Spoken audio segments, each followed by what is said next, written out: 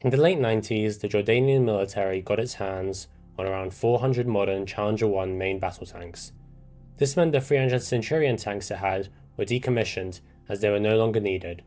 However, an idea emerged to turn these old Centurion hulls into heavy IFVs, which would fill a gap in the capabilities of the existing AFV fleet of M113s. Following this, two contenders for the task emerged: the Ukrainian AB-13 made by the Malshev plant and the AB-14 Temas, which translates to crocodile, that was developed in an effort by the South African Mechanology Design Bureau and the Jordanian King Abdullah Design and Development Bureau.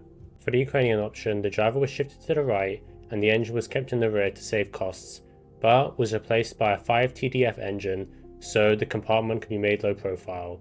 The crew consists of 3 plus 7 infantry passengers, which would dismount through the rear walkway by opening the top and rear hatches. This configuration was made possible by the low profile engine area. This is better than a side dismount or an unprotected roof dismount like that on many BTRs, but still problematic as it still exposes the top of the dismounters to threats. Many people online, particularly on forums like Reddit, claim that the turret is directly taken from a BMP-3.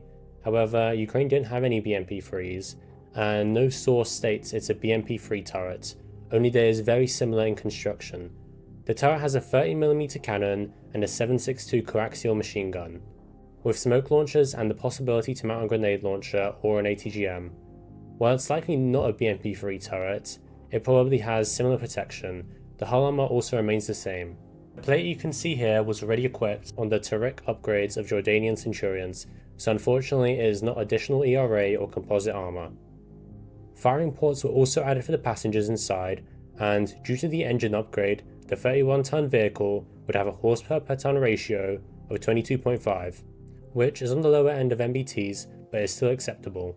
While the firepower and low cost was a positive for the vehicle, the Jordanians reportedly complained about the lack of protection on the turret. The AB-13 would be completed in 2000 and presented, but would lose against the AB-14 competitor. The AB-14 Crocodile was significantly more advanced. Its engine would be moved to the front to allow the crew to dismount through the rear. The armor would be changed, with thick, sloped armor mounted to the front and space sheets mounted to the sides to increase RPG protection. A CD-1000 Allison engine was also mounted to help counter the additional weight.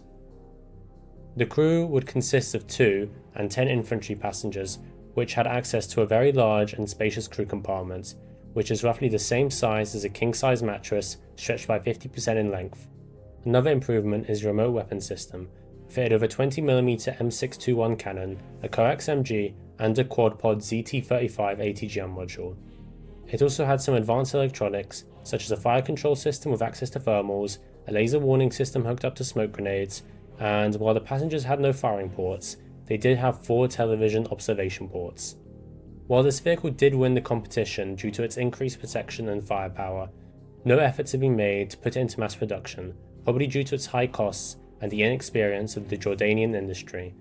Later, Jordan would purchase foreign IFVs and modernize the Centurions into a MAP 2 APC configuration instead. In the end, neither of the competitors made it to serial production.